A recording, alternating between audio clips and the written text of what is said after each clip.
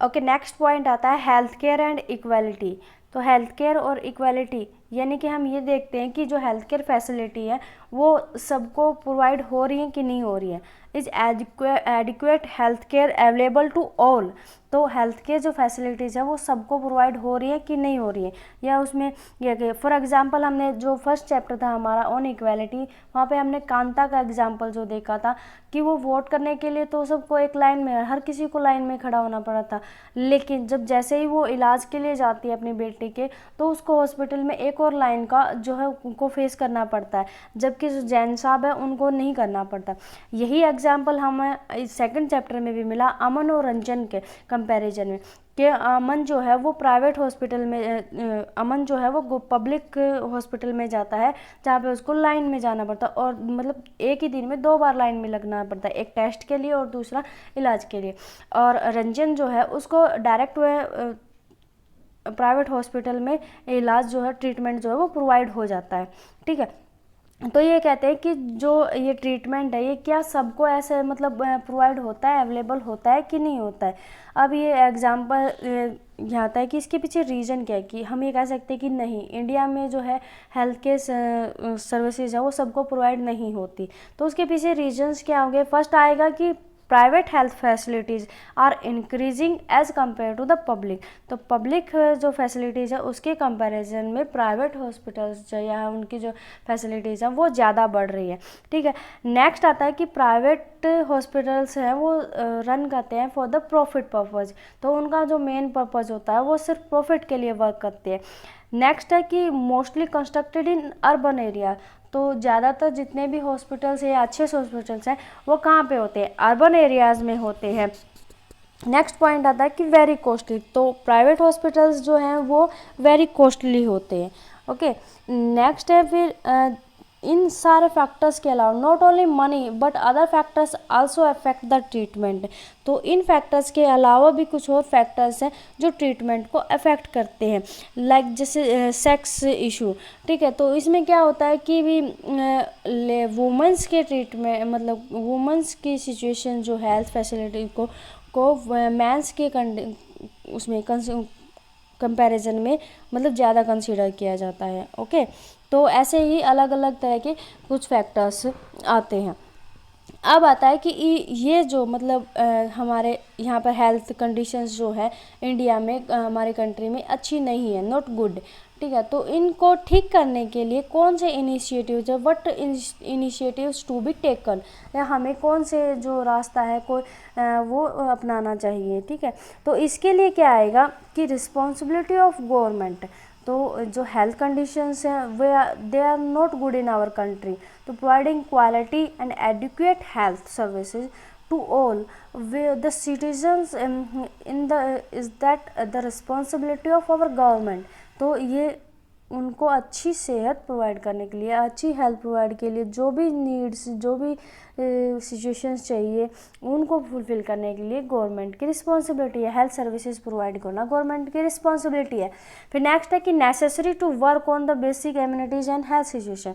अब ये देखो कि जो इम्प्रूवमेंट ऑफ हेल्थ है सिचुएशन पीपल्स की, वो डिपेंड करती है प्रोविज़न ऑफ बेसिक एम्यूनिटीज़।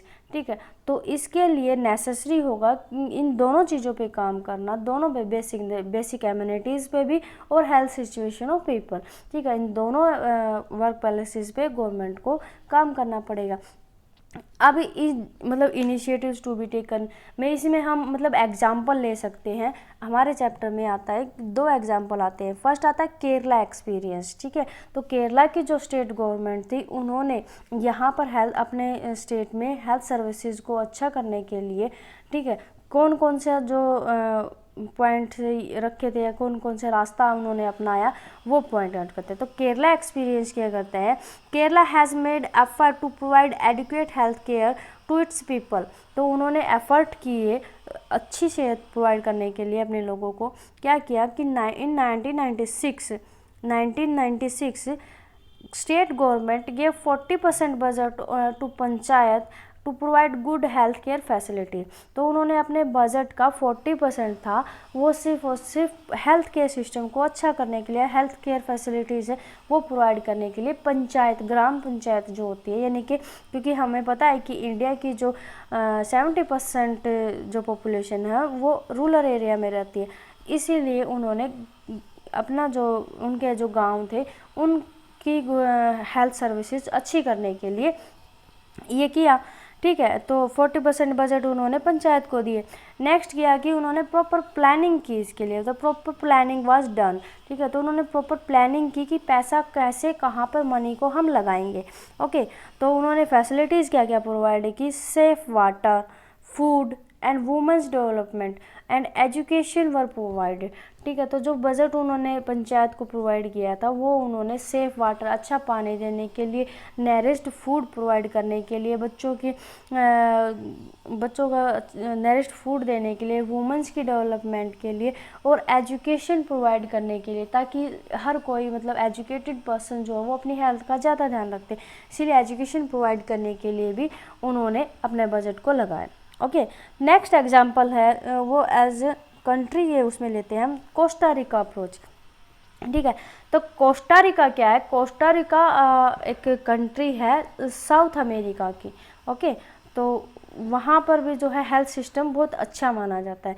तो कोस्टा रिका अप्रोच है वो क्या कहती है कि Costa Rica is considered as one of the highest country, healthiest country in South America.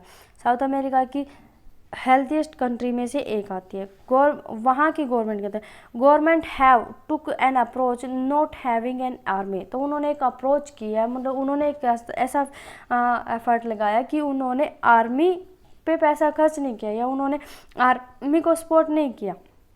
ठीक है, सिक्योरिटी के लिए उन्होंने आर्मी को नहीं किया उन्होंने, but instead allotting it's money for health, education and other basic communities. ठीक है, तो उन्होंने उस मनी को कहाँ पे अलॉट किया, हेल्थ के लिए, एजुकेशन के लिए और अदर बेसिक एम्यूनिटीज़। एम्यूनिटीज़ का होता है कि जो बेसिक नीड्स होती हैं, सुख सुविधाएं, जैसे हाउस हो गया, इलेक्ट्रिसिटी एक्स्ट्रा, मतलब जो हमारी डेली यूजेज की चीज़ें होती हैं, बेसिक सुख सुविधा के लिए। ओके, ठीक है, तो अकॉर्डिंग टू कोस्टा रिकन गवर्नमेंट जो कोस्टा रिका की गवर्नमेंट है वो क्या कहती है, उनका जो मानना है वो क्या कहते हैं कि एक country can develop only when the its people are healthy. तो कोई भी कंट्री है वो डेवलप कर सकता है जब उसकी जो पीपल है वो हेल्थी होंगे। ओके, तो ये दो अप्रोचेज है, इन दो एग्जांपल्स को हम फॉलो कर सकते हैं जिससे उन्होंने क्या किया कि हेल्थ केयर सिस्टम को बेटर किया। ठीक है, तो उन्होंने वहाँ की गवर्नमेंट ने अपनी रिस्पॉन्सिबिलिटी को फुलफिल किया। ठीक है, तो यही इस चैप्टर का मोटिव था कि हमें ये पता करना था कि स्टेट गवर्नमेंट जो होती है वो उसकी क्या रिस्पॉन्सिबिलिटी है, उसका क्या रोल होता है हमारे हेल्थ केयर में। ठीक है, ओके, आज का चैप्टर, हमारा ये चैप्टर अब कंप्लीट होता है।